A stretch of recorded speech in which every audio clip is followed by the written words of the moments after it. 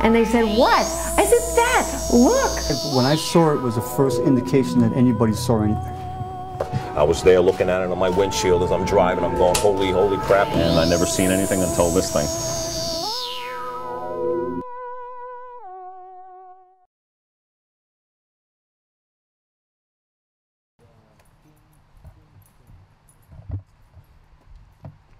When the first UFOs were spotted in the modern era in 1947, a pilot by the name of Ken Arnold reported them over the Cascade Mountains. And he said that they were, they looked like discs skipping across water, saucers skipping across water. However, the objects that he saw were boomerang in shape. They were chevron in shape. And he said they flew like saucers skipping across water. And of course the news picked it up and the term flying saucer was born. One of the greatest number of reports came from March 24th, 1983. All over Westchester and Putnam County. And how many sightings took place that night? Thousands is a conservative estimate. And what people saw was an object that they described being larger than a football field with lights on it, slowly gliding over the highway, the Taconic, and some of the major routes, 84, and some of the major routes, and going over to some of the homes in the area, and at times projecting down a brilliant beam of light, engulfing either a car, an individual, or a home. The lights were green, yellow, red, blue, and the object seemed to be like a boomerang shape in the front, but people reported a triangular dark shape in the back, that it was sort of like a gray metal, very massive. Some people reported a humming, slight humming sound, like an electrical motor. Most people reported no sound, and some of the descriptions were like a city in the sky. That's how well lit it was. When it went over Yorktown, it caused such a stir that all the police lines were jammed with people reporting UFOs. And a number of police officers also saw it that night. As I said, I was on patrol and I was traveling northbound on 118 towards the Triangle Center. And I saw what appeared to be a large commercial airliner, because all I could see was a tremendous object, wing-shaped, coming towards me, towards the Triangle Center. At this time, it had like landing lights, all white lights that stretched out about, I would say, a good 100 to 200 yards. The elevation at this time was very low. That's why it concerned me. I thought it was in trouble, and I really had deep apprehension at this time that this craft was actually coming to land or to crash. It wasn't moving at a very high speed either. That was got my curiosity up. I pulled up the side of the road. Now, as I was looking at it, all of a sudden, all the lights went off, and instantaneously, a complete bank row of lights, alternating blue, green, and there's another color too. I'm not really sure, like an amber color. Just banked right across, like it went, kind of like it made a sound, kind of like. You know, as I was watching, now I'm saying to myself, you know, what is this thing? It's so big. Is it a dirigible? I mean, what is it? I mean, it was a tremendous wing-shaped object. It had to be at least, maybe even more than 200 yards. It took over the whole sky where Triangle Center was. And I was watching it. It actually, at this point, it stopped. This is when I really kind of got really, actually a little frightened. It stopped in midair and pivoted, like on an axis, and started to move westward towards 202. And then eventually I lost sight of it because I went over the hill. We'd be sitting somewhere in a car or driving along the road, and you know, over the horizon, big panorama of lights would just rise up over the horizon, and you know, just come either right at us or past us, or you know, and you couldn't, for the most part, you couldn't tell if it was a solid object. When I saw it was the first indication that anybody saw anything. You immediately called it in. No, I didn't call it in. I actually went to the station. I didn't even put it on the air. I drove right here. I said, you can't believe what I just saw in the sky. And that's when Samuels, the guy from the highway department, pulled up right behind me. He goes, "Kevin, did you see that?" I said, "Yeah, I saw it too." "What was that?" "I don't know." And then there's this one night that I'm making the drawing about. We were up there and we had been scanning over the hills, over the horizon, to see if anything would come up over the hills, which was normally the case. And it was in the winter, in the dead of winter, and so the reservoirs were frozen. And as we stood here on the side of the road,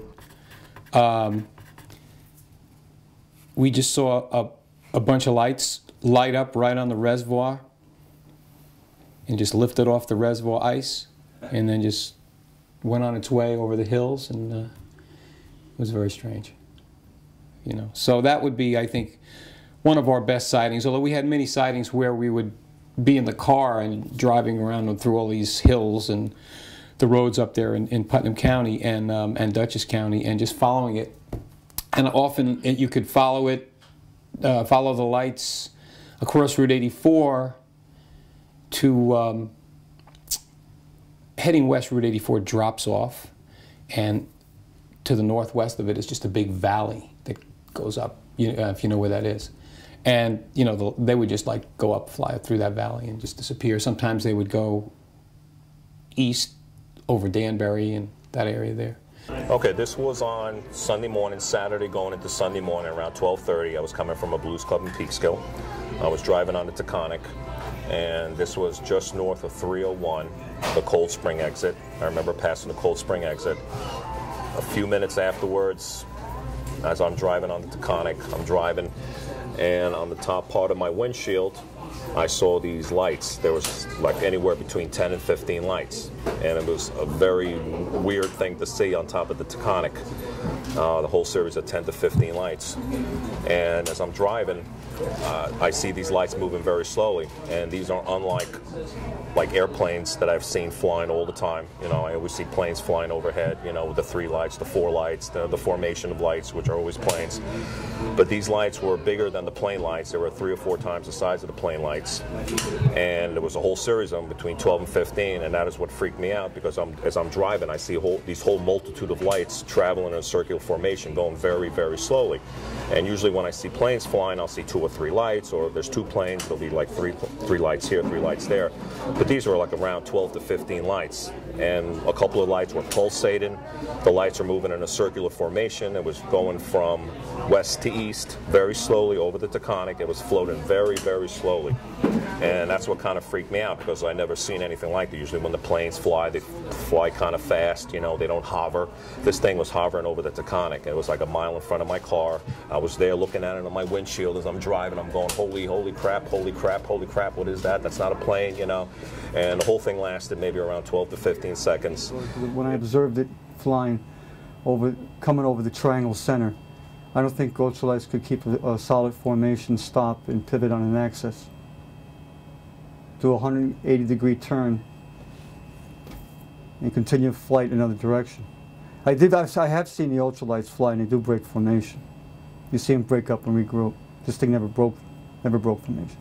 And, you know, quite often, you know, there would be people standing along the side of the road here and here, and it got to the point where there were very large groups of people, almost strangely enough like in Close Encounters, when they would, in the movie after they had their initial sightings, and on the side of the road there would be all these people lined up. You know, somewhere down here there's a Mount Ninum, which is up in Putnam County, if you've been on top of that at all. But there's a road, you can drive the road that goes right up the side of the mountain. And it was a really good vantage point to look at the UFOs. So I drove up there one day to see, you know, well, can we use this to, you know, dig it up and look? Because the problem we were having, with the hills here, we'd lose it when it would go behind the hills, you know, so we'd try to get as high up as we could. So what happened was, I drove up this road and parked the car, and after I parked the car, I get out of the road and walk up this path, and what do I see on the side of the path but is this stone chamber? And I'm like, what is this? You know, it looked like a tomb, or I mean, I didn't know what it was at first. So that was the next part of our adventure, where we found that these things were everywhere up there. They were everywhere. So the next thing to do would be we went out with teams of people and surveyed the area. First area we came to, we found one of these stone chambers, and I said, you know, I read about them a long time ago in a book by a Princeton College professor by the name of Barry Fell, who wrote about them possibly being of European origin long before Columbus and was practically laughed out of the academic world. And I said, gee, you know, I've never saw one. Here's one. So, you know, I kind of like bypassed it and went to the next location. We were looking for some type of, there must be some type of thing or marker that generates this phenomena from there, because it was too clustered in the area. We went to another area and we found another stone chamber and standing stones and so on. I said, there's another one of those things. Went to another location. There they are again. And all of the locations, we either found a stone chamber, carved standing stones, or a chamber that was once there that collapsed. So I said, this is more than a coincidence. So these chambers are, you know, besides the paranormal phenomena that's been reported in and around them, I discovered independently the connection between the phenomena and the location of the chambers by studying the UFO reports in the area. They led me to these locations. Well, this particular chamber is also the scene of a lot of UFO activity in this area on the Taconic. It's on this place on the Taconic right here that a lot of the UFO sightings took place from 1983 and 1984. A lot of the homes in the area. People who go into here at night report globes of light.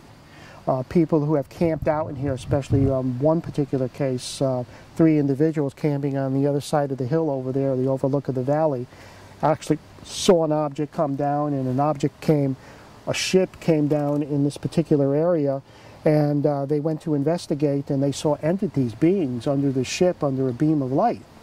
And they were like knocked out by the being and sort of like in a beam in a semi-conscious state and carried into the ship and put on tables and then released later on. And we had this, you know, cases of people who, after we would take them on the tour, would come up independently on their own and sleep out overnight in one of them and come back with reports of seeing Celtic warriors running through the woods in Putnam County and stuff. And, you know, that's a little too far-fetched for us, you know. Why is that? Only because I didn't see it. You know, if I had seen it, I'd say, okay, fine. But, you know, we're trying to be scientific and, you know, trying to be as objective as possible. Again, I think sometimes it's people projecting onto them what their expectations are in advance. Hey, anything is possible here, you know, but I can only discuss what I saw, you know, and what I, you know, when I investigated, what I came up with. In some ways, it's disappointing because it seemed like it was a real special time that we got to see those things. And, you know, you would always like to say, wow, it would be really cool if I could see them again, you know. But we'll see what happens, you know. But yeah, it's disappointing, I think, that it was such a short time for us, and when it was over, it seemed like it was pretty much over, you know. There hasn't been much, I don't think, you know, since then. Before the Hudson Valley UFO appeared, there was an increase in unusual phenomena, paranormal phenomena. Then the UFO appeared, and then there was an increase in paranormal phenomena again, unusual phenomena, besides the UFO. We see that pattern taking place now again. All I know is of all the experiences that I had in my life, it had to be losing my virginity and seeing this light. Those are the 2 things I'll never forget. Okay, that's how, you know, staggering this experience was for me. Those are 2 things I'll never forget, you know, so. Well, you're a cop. You're supposed to know. You're supposed to tell people it's okay. What do you tell people? What did you tell them then? It wasn't your job, but what did you tell them? I have no clue. No clue.